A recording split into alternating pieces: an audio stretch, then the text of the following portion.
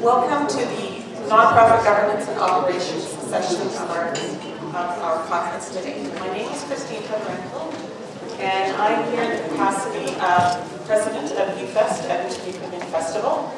And in my professional life, I am a director on staff with St. Michael's Health Group, and I've held that position for over 18 years now. We have two speakers with us today. We're going to start with Joel Christianson. And Joel has over 19 years experience with not-for-profit organizations and the Alberta government. Joel has worked with not-for-profit boards in Edmonton and across the province of Alberta as part of the Community Development Unit with Alberta Culture and Status Network. Please welcome Joel Christianson.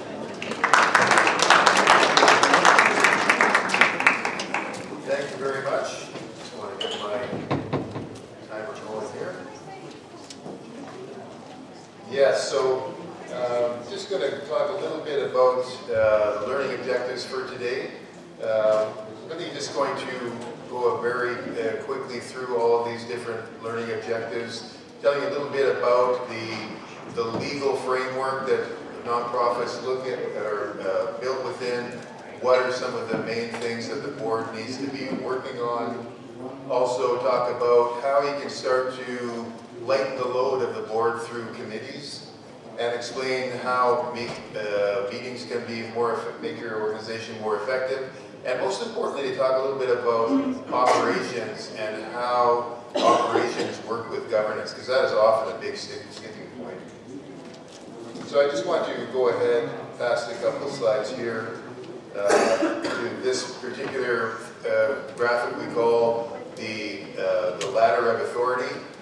And you're probably thinking, Joel, you don't know what a ladder is, because that's a staircase, it's not a ladder. But it fits a better graphic if you use it as a staircase. And what we have on the left-hand side is legislation and regulation. Those are the legal framework that the government has set up. That's the legislation.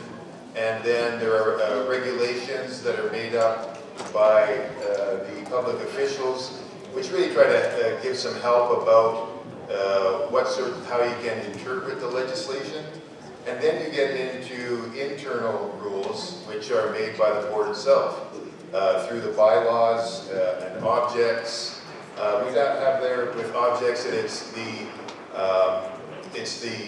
public officials that approve those. And then the membership makes the bylaws, the board looks at policy and creates policy, and then the staff look at procedures. So there's already a little bit, you get a sense from the legislation right down to the staff and procedures. I'm going to go through a little bit more here.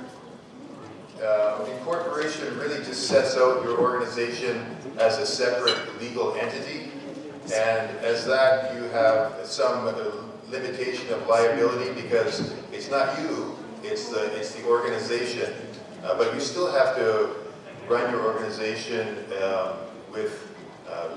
be open about how you're talking about the organization, and it limits if you do what you're going to say, do what you're going to do as a board, then your liability is limited quite a bit. And so that's one of the main reasons that people like to incorporate. So there we have in Alberta the Societies Act. We have also the Part 9 of the Companies Act, and there's also federal legislation that is the Canada Nonprofit Corporations Act.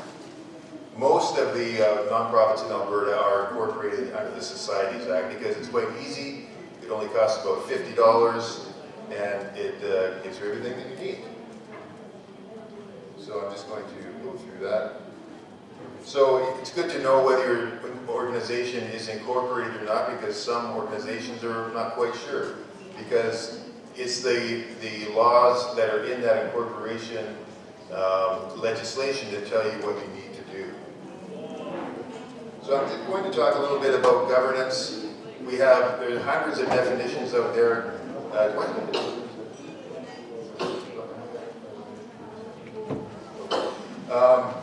So we have the governance includes some processes and structures. This other, number 2, the definition there talks about relationships and processes. So you get one idea is around the structure of the organization that the board sets up and works within which. The other one starts to include some relationships in the organization, which, in my mind, includes a lot about how you work with staff and volunteers as a board. One of the most important concepts that we talk about is active oversight. And active oversight really means that as a board member, you're involved in the organization, you understand what's going on in the organization, and you take an active role in making sure that the organization is doing what it is meant to do. So these are the 4 key roles of the board, and they talk about advancing the organization's purpose. It also talks about developing and conserving resources, financial resources, human resources.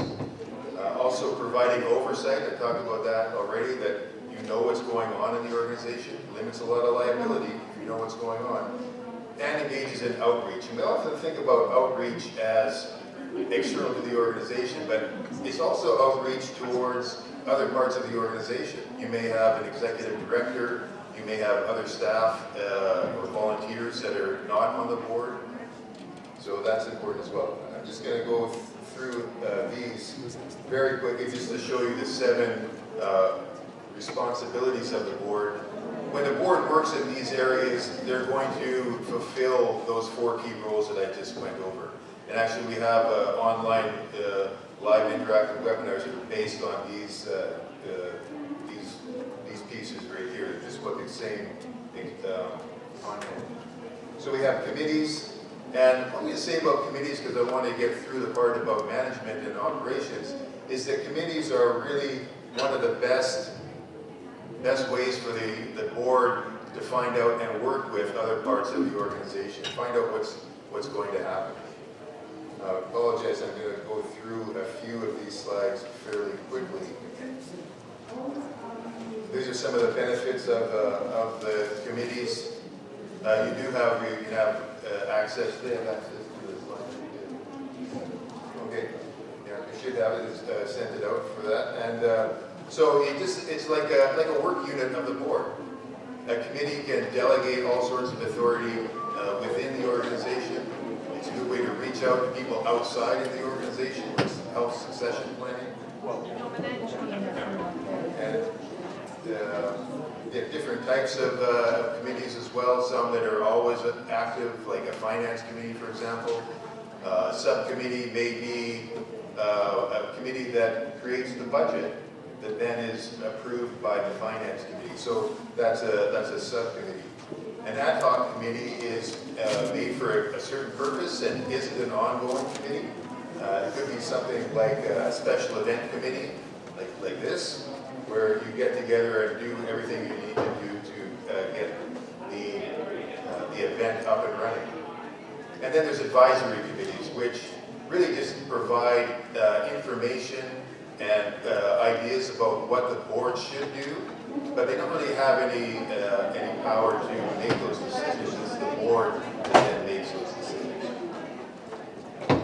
Always make sure that there's a good terms of reference, which describes how the committee is going to operate.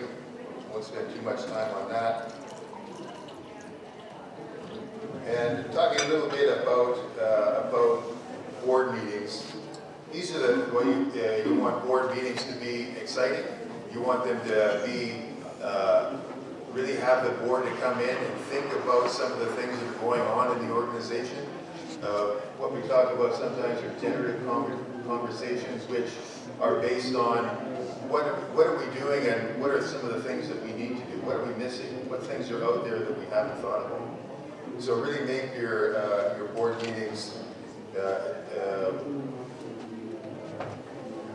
make them interesting for the board members, and make sure that you're thinking about the vision and the mission of the organization when you're putting together the board meeting as well, because then you're really working on where the organization is going, and that's what the board is really all about.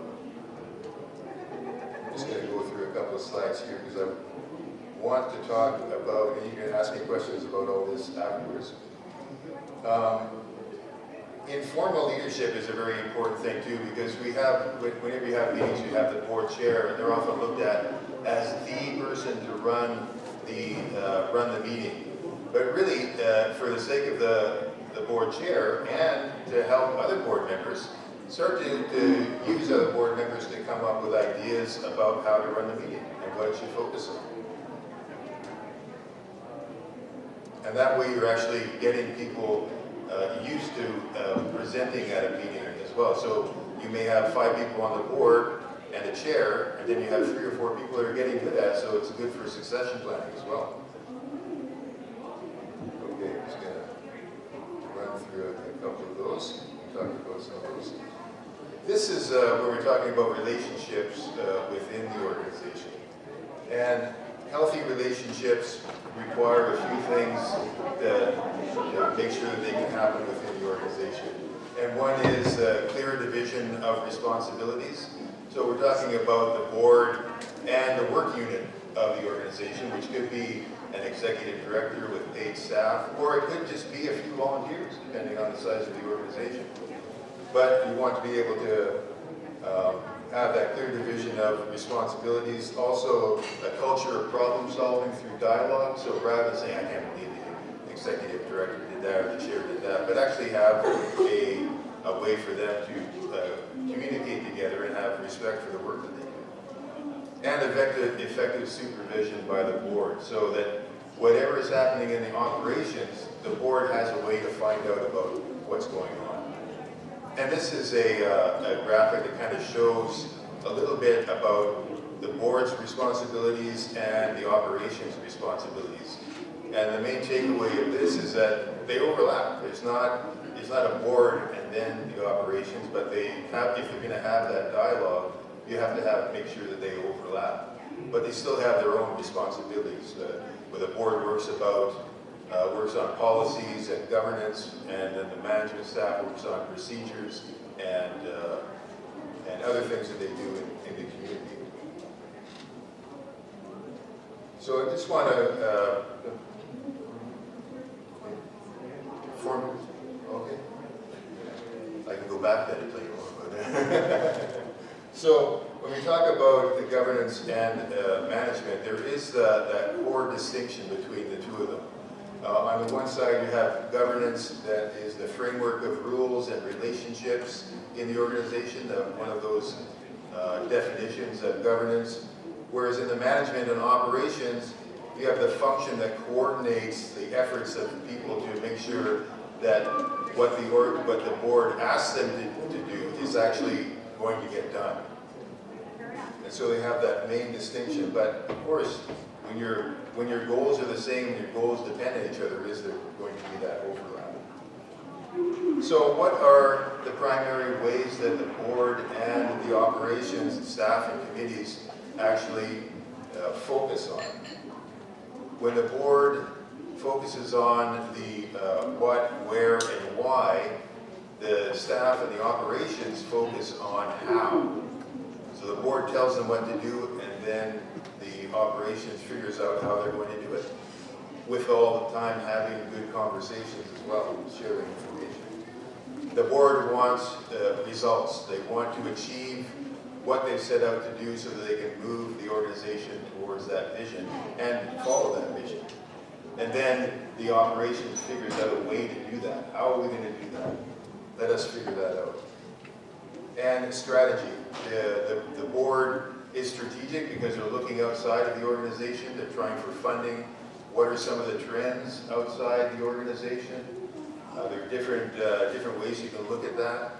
And then the staff and management, they actually look at how they're going to build the operations to make sure that that can happen.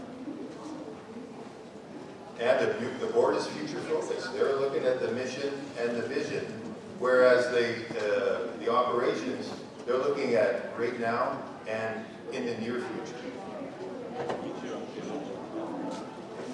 So the board is accountable. They are in the community, so they have that accountability to the membership, for one thing. When you're setting up an organization, I'm sure we'll all tell you that one thing you have to do is define your membership. And that is a very important thing because membership has some power in the organization, such as approving bylaws and things. So you really want to know who is your membership and define it very well. And then the staff and the management is accountable to the board. It may be the CEO, it may be a management committee, it may be, like I said, just a couple of staff and a few volunteers that are in there. So if you're thinking about, well, how do I know it's the board that needs to be doing some of this work? Well, there's a few questions that you can ask. And is this board work or is it operations work? Is it big? Is it a big thing for the organization to do? Well, that's something that the board should decide. Is it about the future? I mentioned the future. Is it core to the mission? Again, those foundational documents and descriptions that the board needs to be aware of and work towards. Is it a high-level policy decision? Is there a red flag? Are people worried about it? Is something in the community brewing about this? Do we need to address it as a board? That's not the management. It could happen with the management, but it's a board focus. Is there a watchdog watching? We want to know if there's someone they're looking at us and scrutinizing us. And does the board, does the CEO or the staff or the volunteers, do they need some support from the board? That's a very important one as well, because you want to know that that relationship is going forward. Another way to look at it is keep your nose in as a board, but keep your fingers out, so that you know what's going on, but you're not actually managing the staff and the operations. That. And one final thought is that it is a balanced partnership. The executive director is actively involved in the organization, and the board tries to mitigate resource dependency and be strategic about where the organization is going. So you have those two counterbalances. And in all of that, it's the conversations and the relationship between those two parts of the organization that are so important. I just want to go through it very quickly. On the left end, we do a lot of online and interactive webinars. Everything's free. You can look at some of these. We have 8 board development program sessions, and I just condensed 12 hours of online learning into 10 minutes. So might have missed something. Just going to let you know. And we have additional skills development. Also, we have a number of shorter things like videos of the online the webinars that we do. We have about 79 separate courses that are 10 to 20 minutes long that you can take. All you have to do is Google Alberta Nonprofit Learning. Our entire unit is devoted to the nonprofit sector. We do board governance, strategic planning, organizational development, consultations. Give us a call if you have a question. Send us an email if you have a question, and we'll help you out as best we can. So we'll hang on and do the Q&A later. Thanks very much.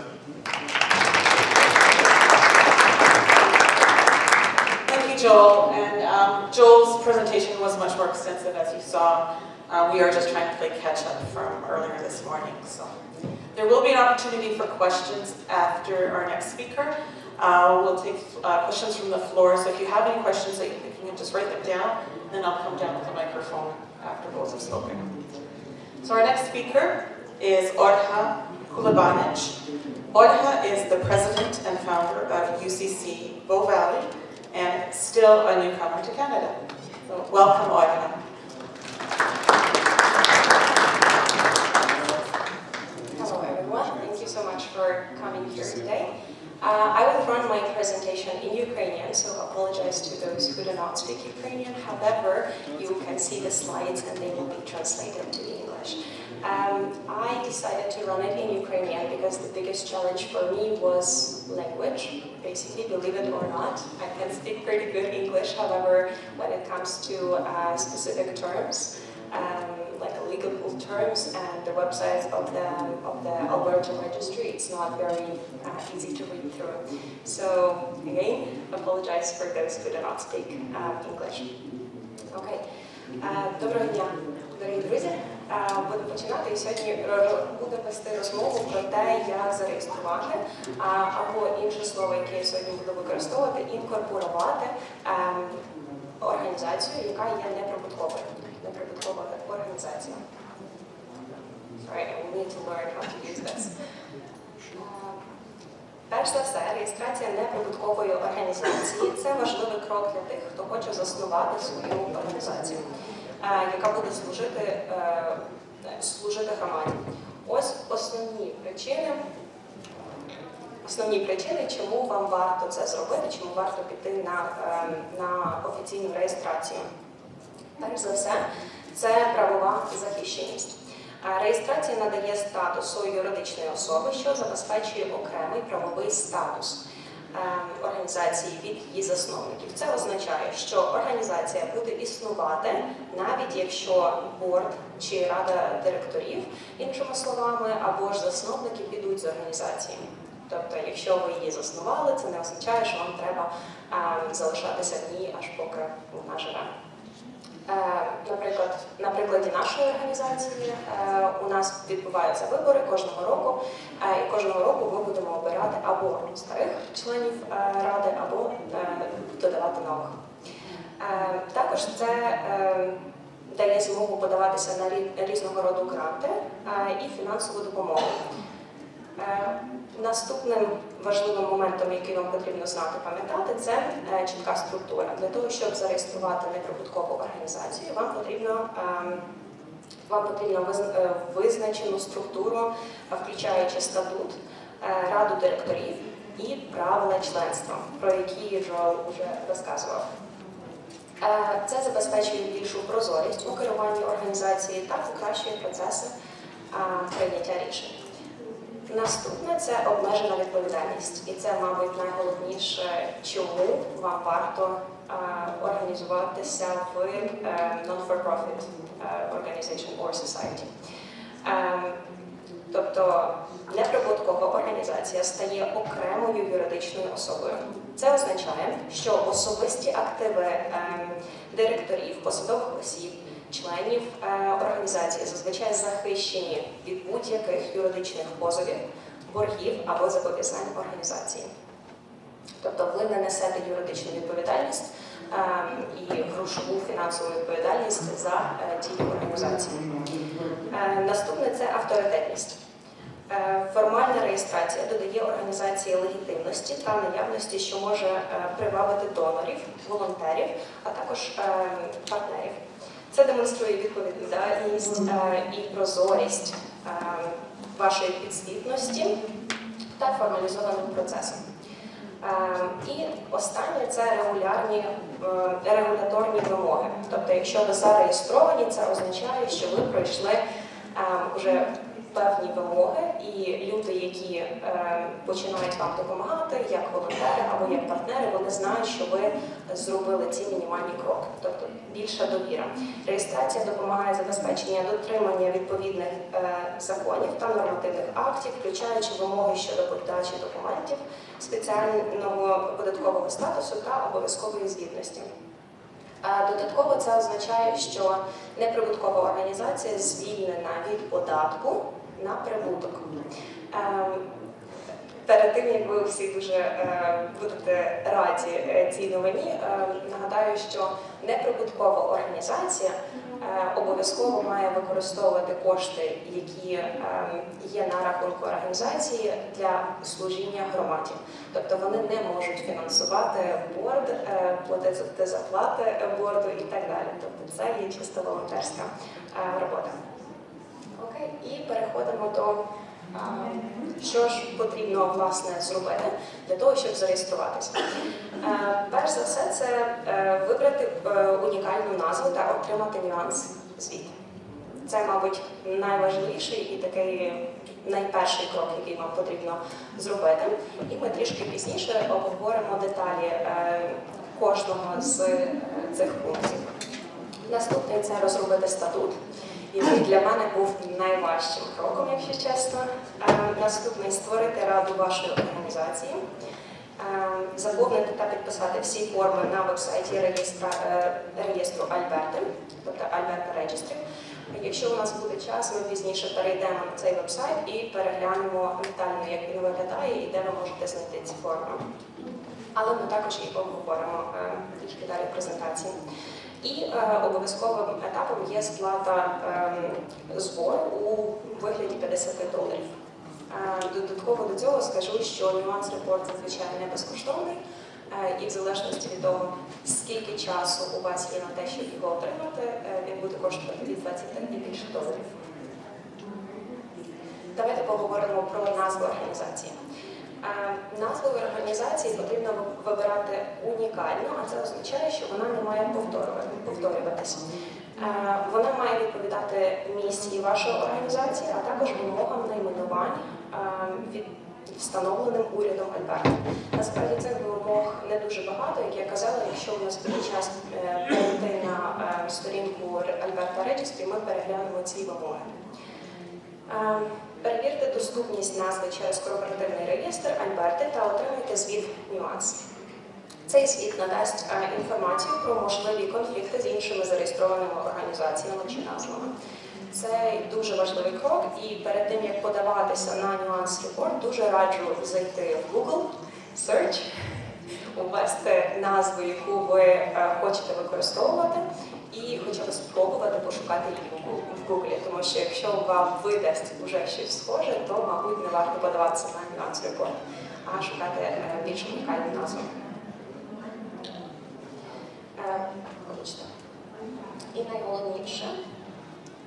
І найголовніше, якщо ви плануєте відкрити філію чи гілку існуючої організації, наприклад, як ми відкрили гілку Конгресу українців Канади у Боввалі, вам буде потрібен лист, що дозволяє використовувати їх назву. І зазвичай це дуже довгий процес. Тому майте на увазі, що якщо це вже зареєстрована організація, вам потрібно направити офіційний лист про те, що ви хочете зареєструватися під їхньою назвою.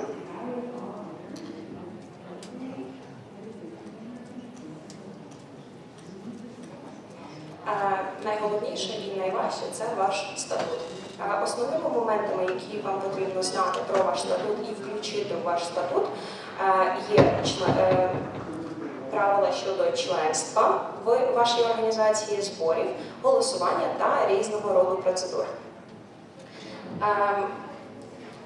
Якщо ви інкорпоруєте або ж реєструєте існуючу організацію, тобто гілку існуючої організації, переконайтеся, що ваш статут також відповідає та не суперечить поточним правилам організації. Дуже часто вам прийдеться попросити статут в організації, під якою ви хочете зареєструватися, перечитати його, звірити зі своїм і переконатися, що ніякі частини вашого статуту не суперечать іншому.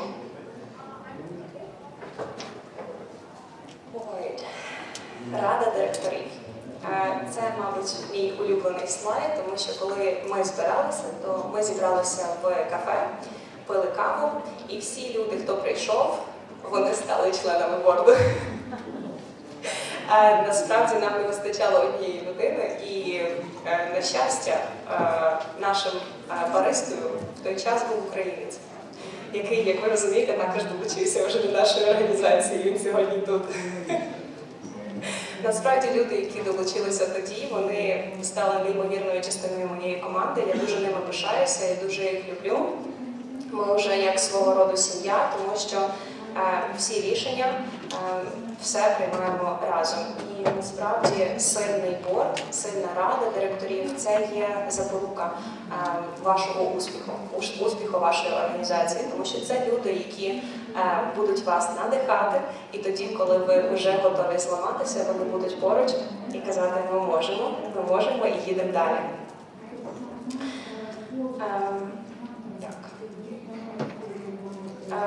В сильному борді зазвичай, це чисто моя порада, включити президента, секретаря, скарбника, віце-президента, а також директорів, які будуть відповідати за свої специфічні гілки в організації. До прикладу, в нашому UCC-APC у нас з директорів у нас є креативний директор, який займається всім креативним відділом, від роботи з нашим хором, театром, зі сценою і так далі, коли у нас є великі івенти. Також у нас є медіа-директор, це Катерина, вона сьогодні з нами, але на іншій сесії, вона просто не перевершена. Якщо ви бачили наш інстаграм, я думаю, ви зі мною погодитесь. Наразі вона працює над нашим офіційним вебсайтом організації. Додатково до цього у нас є також проєкт-менеджер. Пам'ятаєте Бориса, про якого я розказувала? Це він. Він зараз займається організацією нашого вертепу і переглядає можливі місця проведення цього вертепу. Тому так важливо мати сильний борд і саме людей поруч, які розділяють вашу думку і ваше бачення вашої організації, місію вашої організації. І та частина, яка, мабуть, була найлегшою для нас, це заповнення форм на Alberta Registry вебсайті. На цьому вебсайті є форма Application to Form Society. Це аплікація, яку ви заповняєте про те, що ви хочете створити організацію. Society by law, тобто ви загружаєте також свій статут, Notice of Address. Вам потрібна адреса, на яку може приходить пошта, а також різного роду листи навіть від Alberta Registry або ж навіть з банку, тому це дуже важливий крок. Notice of Directors for the Society, тобто вам потрібно прописати, хто з членів борду, хто з членів ради буде займатися чим. Позиції і також імена, адреси і так далі. Тобто це все в деталях. І останнє – це Service Request, тобто це та форма, яку ви заповняєте про оплату послуги, що для Alberta Registry, який буде розглядати вашу заявку. І останній – це відправка ваших документів. Як тільки ви підписали всі форми, отримали ваш нюанс-репорт і оплатили внесок в вигляді $50, ви можете відправляти свої документи.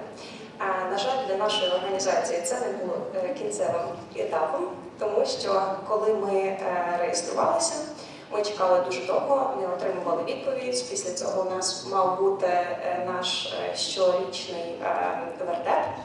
І до цього дня ми мали вже зареєструватися. Тому мені прийшлося дзвонити по номеру, який ви бачите ось тут на слайді, і питати, чому нашу заявку досі не розглянули і чи є там якісь проблеми.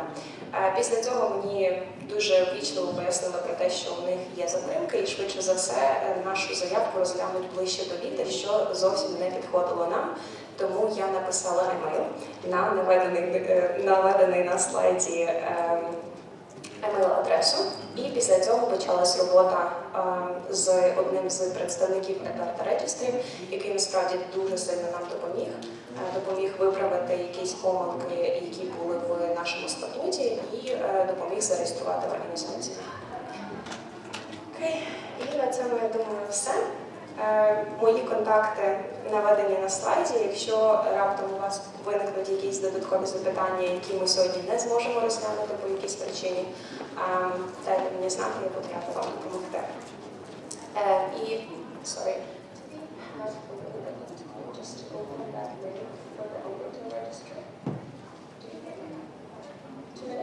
Sure.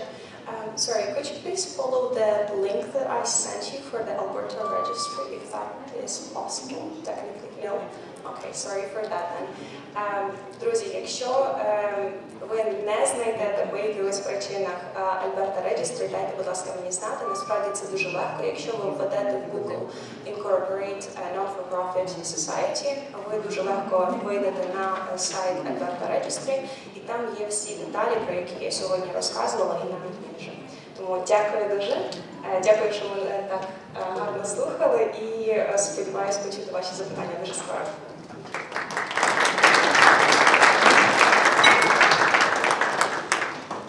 Thank you, Olha. I will now come down to the floor, and if you could please raise your hand if you have any questions. And please direct your question to a particular speaker. And we have approximately 20 minutes for questions. So.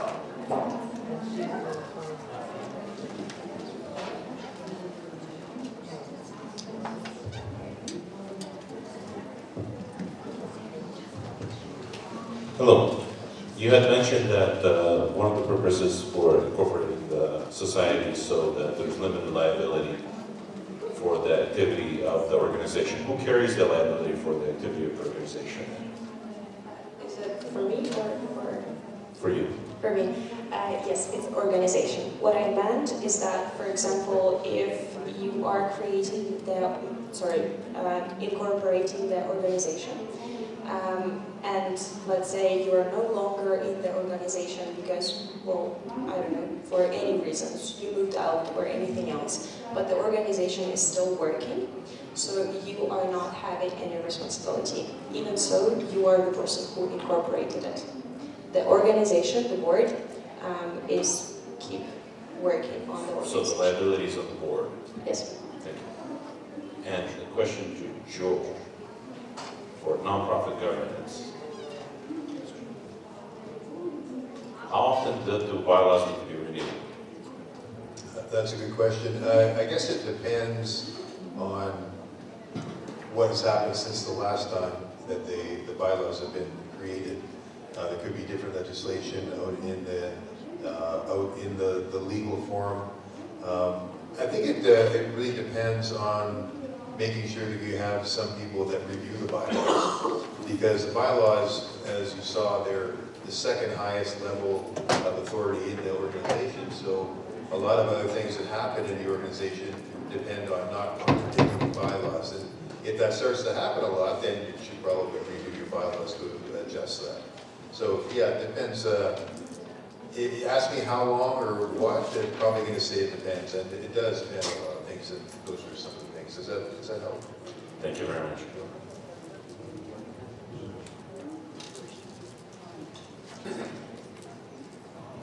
I have two questions.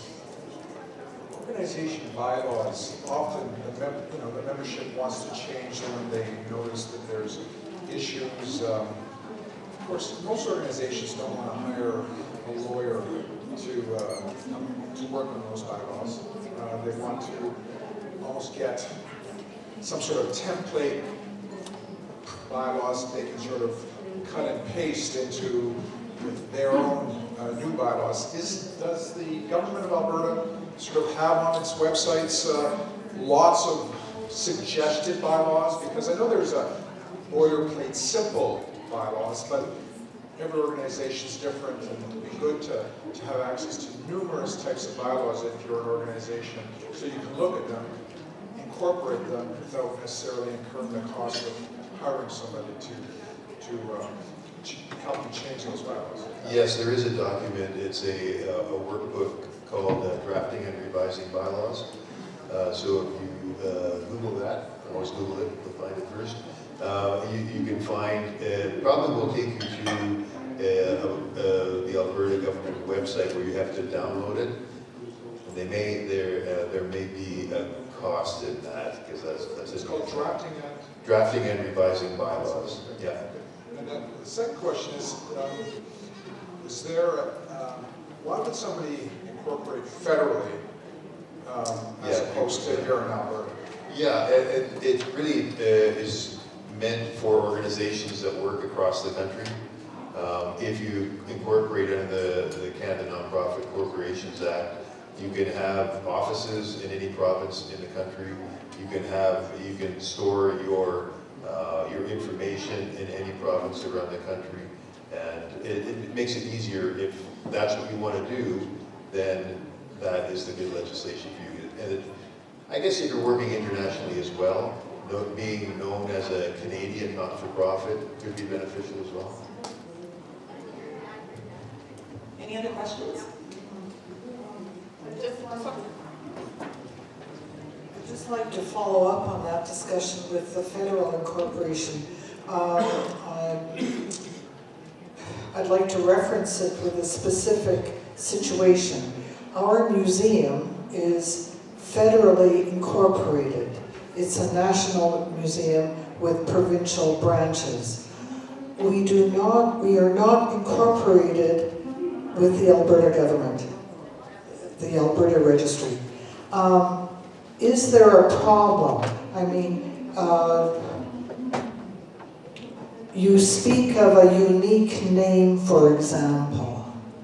You know, would we have to change our name, or how would we go about incorporating ourselves with the Alberta Registry? Are there obstacles or issues that we need to attend to? Well, if you are incorporated nationally, you don't have to incorporate provincially. But we can never apply for the benefits that come with the Alberta incorporation. That's I'm not an expert on the CNCA and what it means for the funding and things, but funders will have very specific regulations and rules about whether or not you're qualified as an organization to receive those funds. So that's a definite possibility. I still don't understand your answer.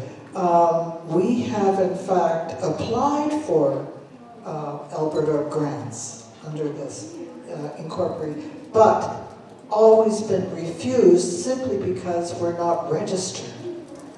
That's right. Well, that's probably because that's the parameters that the funding organization has. Is it the community grants with the Alberta government? Yes. Yeah, they would be the ones to ask about that. They would Okay. know far more than I would. I was hoping to get an answer today, but I will pursue it. Are there any, we have about 5 minutes left. So. Thank you. I have a question to Olga. I will ask it in Ukrainian, just easy to articulate.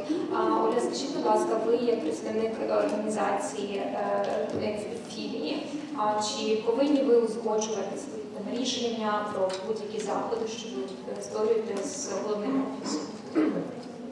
Дякую, дуже гарне запитання. Ні, нам не потрібно узгоджувати рішення про те, які ми заходи хочемо робити, але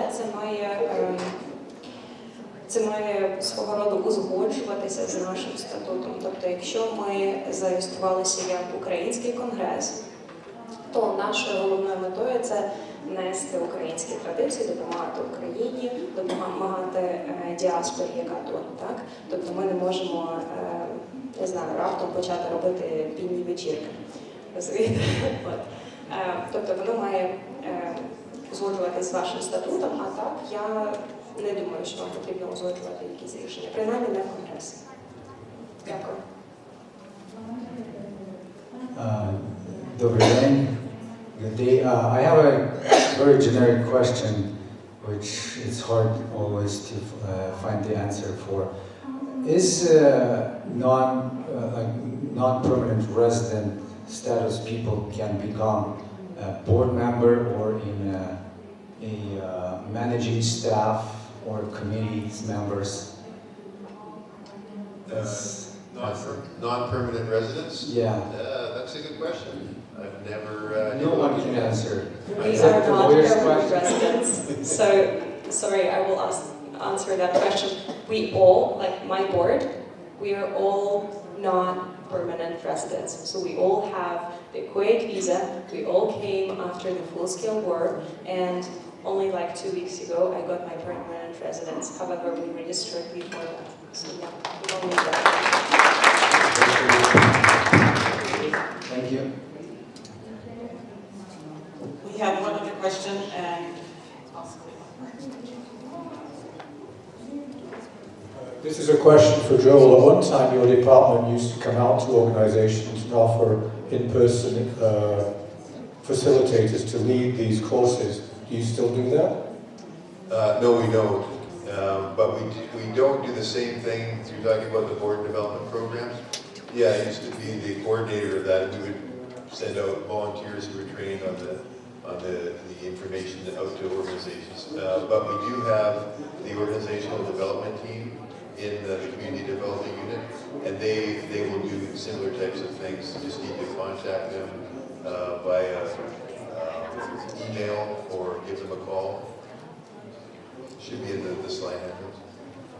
final question.